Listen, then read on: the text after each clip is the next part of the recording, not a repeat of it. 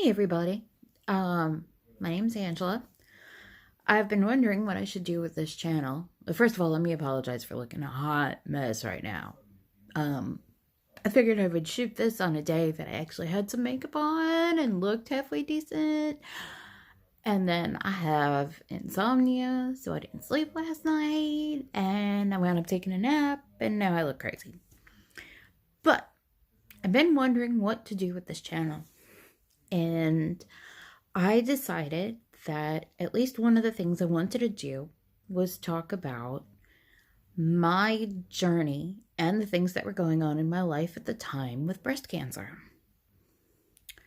Currently, I'm a 45-year-old mom of one, married to a lovely man who's in the other room reading to my daughter right now. Couldn't ask for more than that, especially since that means he's finally off the road, which plays into this later. My daughter was 4 when I was diagnosed. My husband was an over-the-road truck driver, meaning he was gone Monday through Friday or into Saturday sometimes, which we were more fortunate than a lot of people because there are a lot of truck drivers that are out there for much longer than that. But it did, during this time, leave me feeling very lonely. However, I did have the benefit of my mom having moved here from New York, so I had to go take care of her a couple of days a week, or visit with her and help her. She's got MS, and you'll see during the course of this, she had another health emergency come up. And I don't mean to sound petty about any of that. My mother-in-law was living with us at the time. That was a whole other adventure that during the course of this, I scripted this all out basically because it's a lot and it'll probably be more than one video, and I really need to get a tripod because I cannot hold a camera still for my life. I'm sorry if you're getting seasick by this. I'm sorry if my ankles are bad. I'm sorry for a lot of things. We'll cover that later. Maybe. At some point. I digress. Oh, and this is probably not going to be edited. This is probably just going to be shot and put up because, oh, that's attractive. Because I suck at life and editing. So, with my husband being on the road, he would leave early in the mornings on Monday. And he would come back late Friday night. Or actually, coming back Friday night was a shocker. It would usually be early to midday on Saturday. And then that last day and a half would be spent doing things that I could not do, like grocery shopping, because as we get into the story, there were times that I could not grocery shop or do things like that on my own. And I know saying that I felt like a single mom, which I did a lot of the time, and that I was lonely, is a disservice to single moms. I got told that a lot when I tried to express my feelings about this. I know it's a disservice to people who have spouses that are deployed in the military. I got told that a lot. However, 1, screw you, those are my feelings. 2, and I don't mean screw you personally, I mean the general you.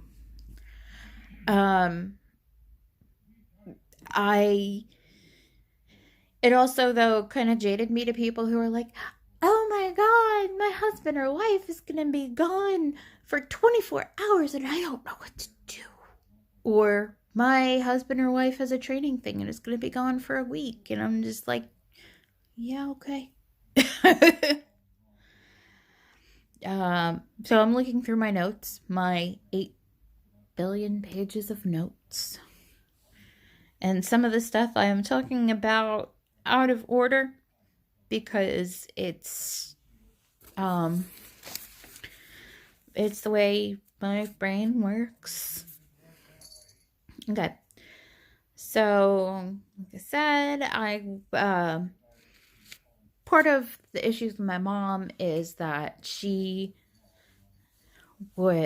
she was uncomfortable driving long distances.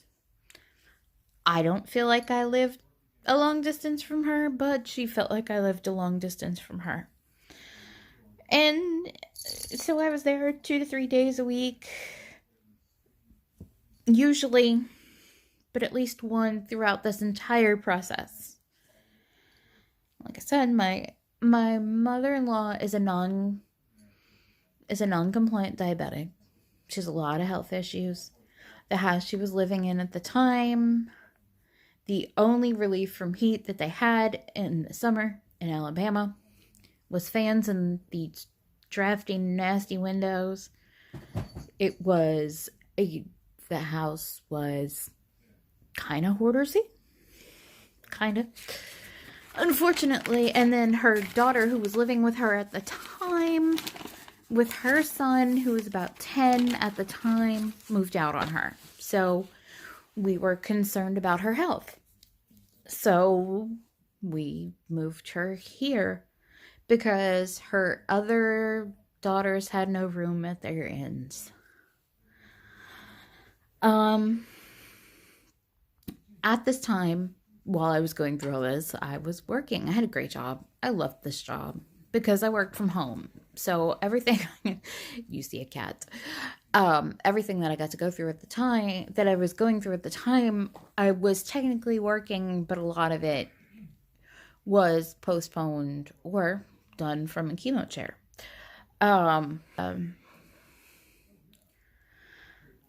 So the thing about my mother-in-law too, and the joys of working from home, is that she would really enjoy where I could take an entire day when she got, not even when she got her Social Security check, just weekly sometimes, and take the entire day to bring her grocery shopping.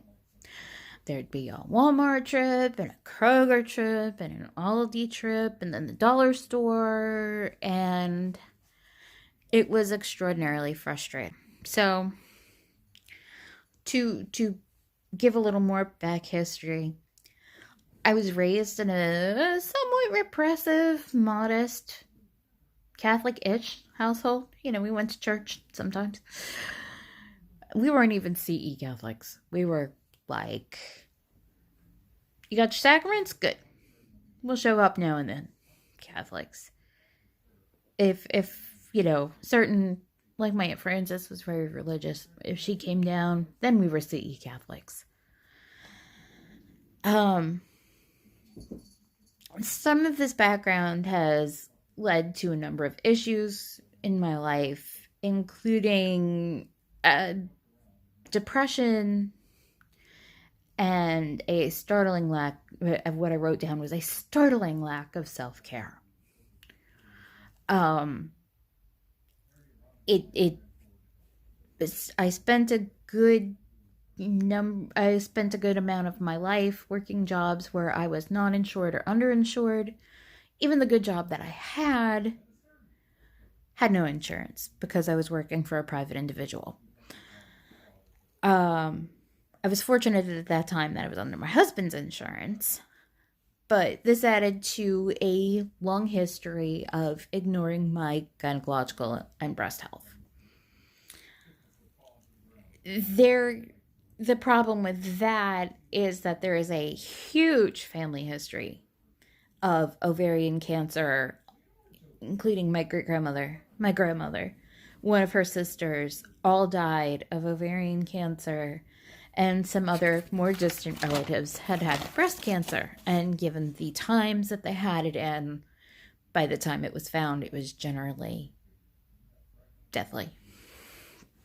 My grandmother's 2 sisters, as well as my mother's entire generation of cousins, had hysterectomies as soon as they were done having children. Well, hysterectomies and oophorectomies as soon as they were done having children, So we never really knew what the next generation's cancer risk was because this was prior to genetic testing. The other issue was at that time with hysterectomies and oophorectomies, a lot of times hormonal replacement was given. And as you may or may not have seen, sometimes that causes issues. After I had my daughter, I requested a prophylactic hysterectomy, and I was refused. I was told that I wouldn't have to worry until I was menopausal, and the doctor that I had just refused to do it. Once I had all of my surgery checkups and all that done, I didn't follow up with the gynecologist / OB that delivered my daughter. This led to me putting off having my very first mammogram at the behest of my PCP at 41. And now we get to the beginning of the story. The first mammogram was in October of 2015.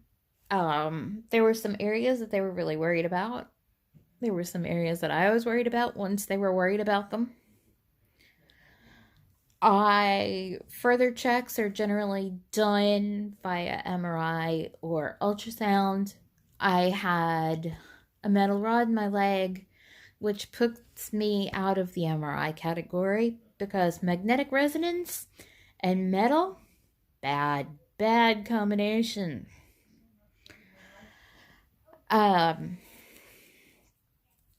So they looked at it with the ultrasound. They said, well, this is your baseline. Sorry for scratching my nose again. They said, since this is the baseline, we have nothing to compare it to. Come back in 6 months, we'll check it again, see if there's been any growth or change. So that April, I went back and they said there was no evidence of change. And I did all these things alone because my husband was on the road. My family that I am close to here was working, or I just didn't want to inconvenience them. My mom didn't want to. Bringing my mom or my mother-in-law to any of this would be a lot of work. It would be so much more work than it would be worth. So the second mammogram didn't find anything that they were concerned about. They said, come back in 6 months again. We'll put you on an annual schedule. Everything will be fine. No big deal. Well, because October is pink shit month, I couldn't get an appointment in October. So November 5th was my next scan. And of course, since my last scan was fine and I hadn't had anybody with me then, I didn't think to bring anyone with me now. And that was pretty much when my life changed. When you're getting medical stuff done, you may know, if you've had a lot of stuff done, you know that your tech isn't supposed to tell you anything. Even if they say it's something terrible, it's supposed to be left to the doctor or the nurse practitioner, whoever, to do the consult. After enough, hey, let's get another view of this, and how about this angle, and let me just check the squishy mashy thing and put a different blade, for lack of a better word, on the mammogram machine. You start to worry. Then came, well, we're gonna do another ultrasound just to get a better look at what's going on. And then there was being sat down to have a consult with the doctor. And that was scary. The other bad thing about my husband being a truck driver is I couldn't get him on the phone. Plus, we're both super awkward on the phone. It's awful. It's funny, but it's awful. And talking on the phone is definitely one of those, oh my God, something's going on. Something is going wrong. And of course, being driving, he couldn't answer texts. So while I sat and waited for my consult and what was going on, I didn't call my mom because that would be a lot of panic and work and not comforting or relaxing at all. I didn't call anyone. I texted with some friends, told them kind of what was going on, and just, just tried to keep myself distracted until I talked to the doctor. However, I have found that it's probably not a good sign when your doctor during your consult said, "We want you to go for a biopsy this week." So they scheduled me for a biopsy the same week, and I went to the cancer center that would become my home away from home to have my biopsy later the same week. I didn't know how much time I'd be spending there in the coming year, but that's what it was. They did what's called a vacuum assisted biopsy. The device allows the doctor to take multiple samples at one time in an area.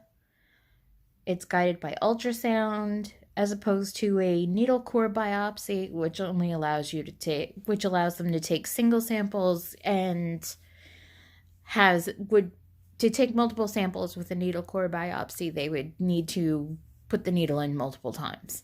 Very painful.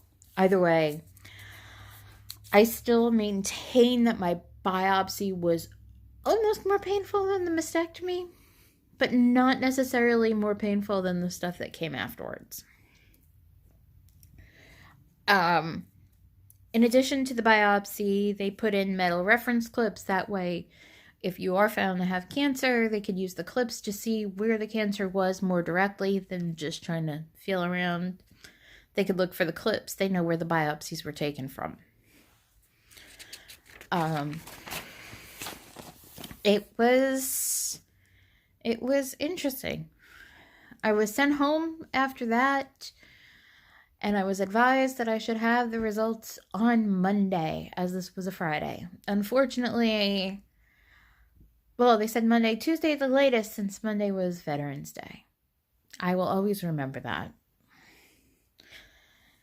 It's a long weekend that my husband was home for, but, we got through it. It was stressful. Then on Monday, I met with my mom to help her do some stuff. I think we went grocery shopping, which was a fairly normal thing for us, and I was just stressed out and cranky, which made her stressed out and cranky, which that was super fun.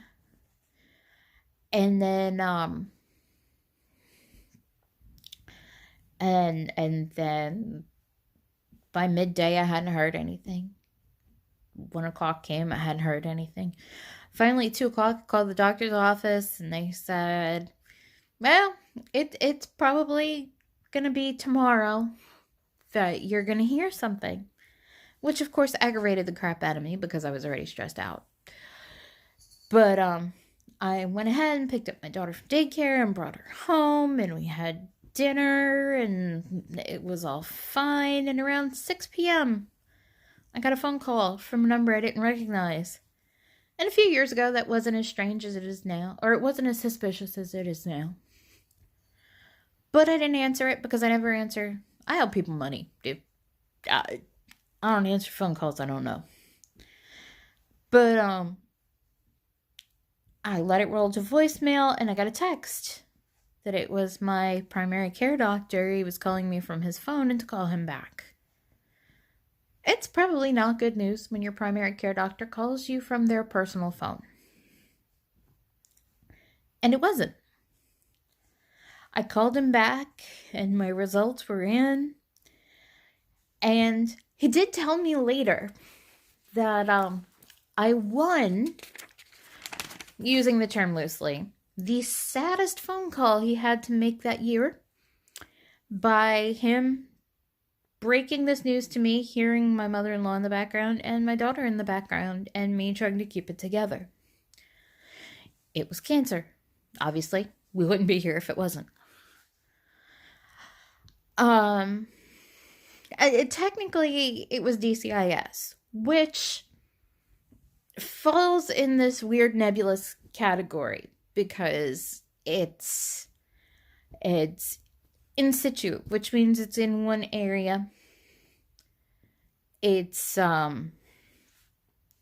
it's most people will count it as pre-cancer more than cancer, but it's treated just like cancer. So, especially with my family history being as vast as it was, the doctor was giving me the breakdown of it like it was full-blown cancer. Of course, he's running down treatment options and care options and surgical options and options, and my brain is still stuck on, you have cancer. You're 41, your kid is 4. What the... So I had a follow-up office visit where we discussed things further. And then and he explained to me what DCIS really was, which is ductal carcinoma in situ. It's a stage 0 cancer. They give it a grade of 3, and this is where I learned what stages and grades are.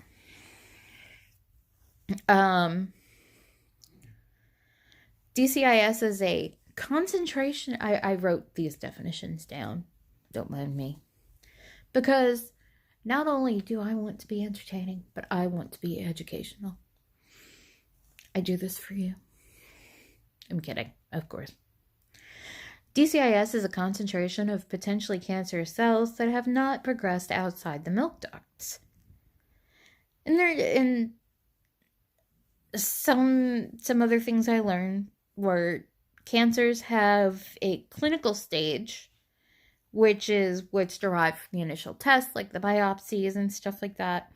And then they have a pathological stage, which is derived from the full testing on the tumors or the cells when they, do the full removal and dissection and all of that. Stage 0 cancer is not actual cancer. Again, it's kind of subjective. But it is a group of abnormal cells that bear watching, and they have high potential to become cancer.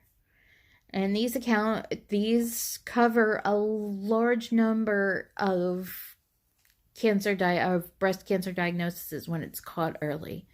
That's part of the whole mammograms for early detection thing.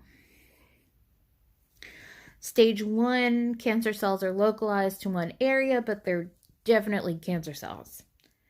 Stages 2 and 3, the cancer is larger and it's grown into tissues or lymph nodes, which is where you start getting a little more aggressive, obviously.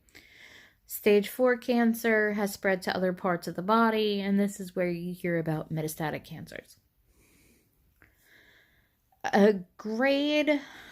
The cancer grades is more what the cell, the difference in the cells. Healthy cells, when viewed under a microscope, are rated from 0 to 4. The grade helps predict how quickly the cancer may spread. English. I speak it, I promise. The higher the grades, the more potential there is for cancer spread.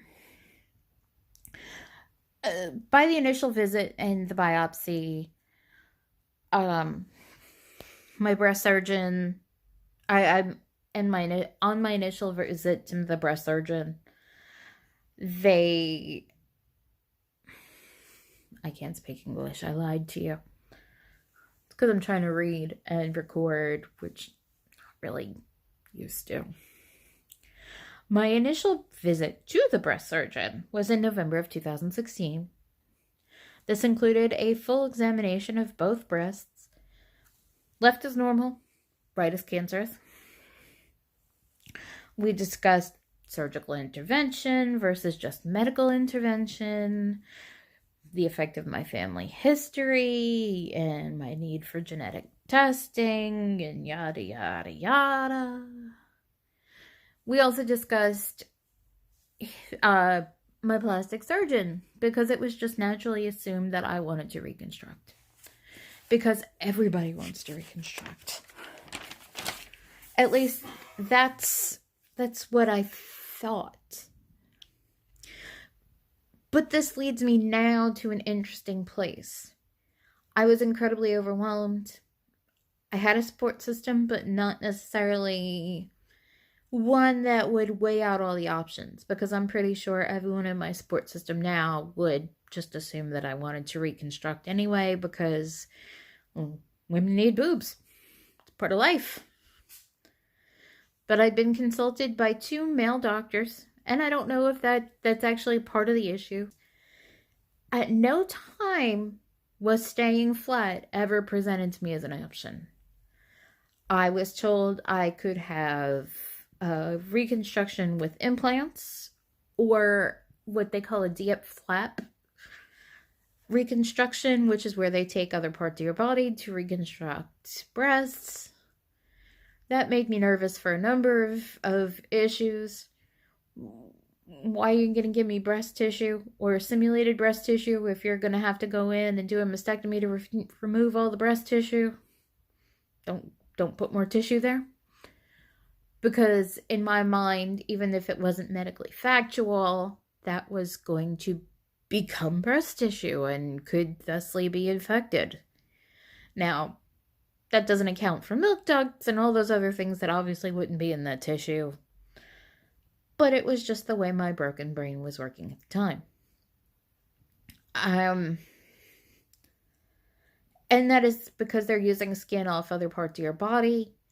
It's a much longer recovery process. Again, I had a 4-year-old. I was home during the week by myself. Long recovery process. Not in the cards.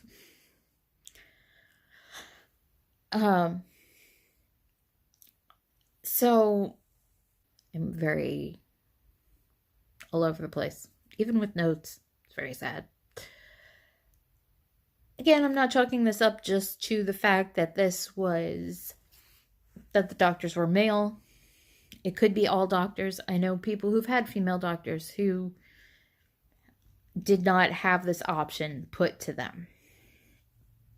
And I will fully admit, I was 100% on autopilot. I did not do my due diligence the way I would now about researching options and talking to people and stuff like that. I will advise you, and that was the point I was trying to make though, when you're in this situation, or any situation, try to have a support person who can go with you. In a later visit that I'll get to, when I met with an oncologist, my sister went with me. And even though at that point, I had all my questions together, and I knew what I was talking about, it was really nice to have another person there to ask questions. The other thing I did, and I wish I would have done it from the beginning, and I didn't do until later. Literally one of the only reasons I still go on Facebook is because I joined a bunch of wonderful support groups on there throughout different stages of my journey. So find support groups. They could be in person if you're a people person. I'm not a people person, if you couldn't tell by the hellishly awkwardness of this video. If you have questions, write them down. Not only write them down, remember to bring them with you, because that's a big thing for me. Even when I wrote stuff down, I wouldn't bring it with me, and then the question would be out of my brain. Research your options. There are 1,001 websites, from Livestrong, Mayo Clinic. There's a research hospital in Texas that does a lot of cancer work, that has a lot of articles out there that I cannot remember their name for the life of me. But there is a ton of resources out there to see what all, so you don't just go by the word of your doctors. If you are uncomfortable with your doctors, or if you just feel overwhelmed and want more opinions, get a second opinion. Always get a second opinion. Get a third opinion. Get a fifth opinion. This kind of goes with any medical issue, but these were not so much with my cancer doctors. They were all wonderful. I love them right out of the gate. I do wish with the plastic surgeon, as we'll get more into as I talk about that monstrosity of a process, I wish I would have done more research, gotten another opinion, used another doctor.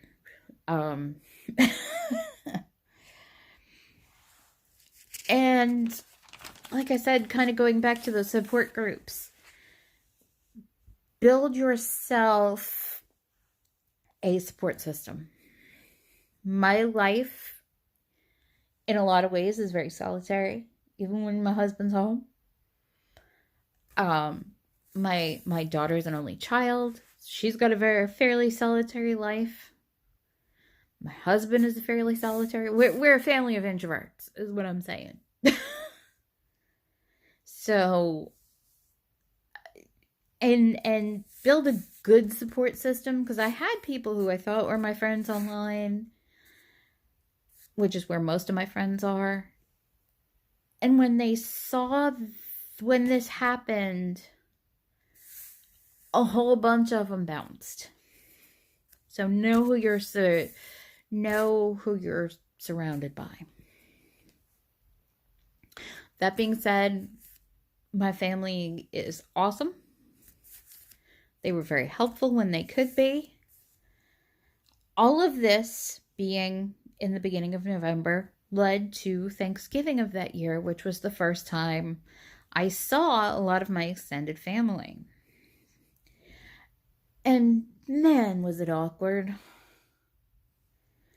It was very sympathetic stares and I'm so sorry. And they were okay afterwards when I, went on to say that I was uncomfortable with that. I didn't want Thanksgiving to be about me. It was supposed to be about, Thanksgiving. And there were still a lot of things that I was thankful for. Gratitude and humor were definitely the way I got through all of this. And there were still, people shared quietly, and I didn't want this to be a big deal in front of my daughter. That was very much a big deal for me.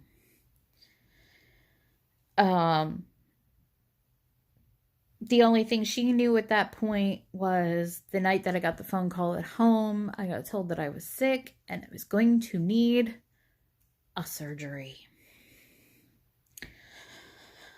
After Thanksgiving started the trip to surgery.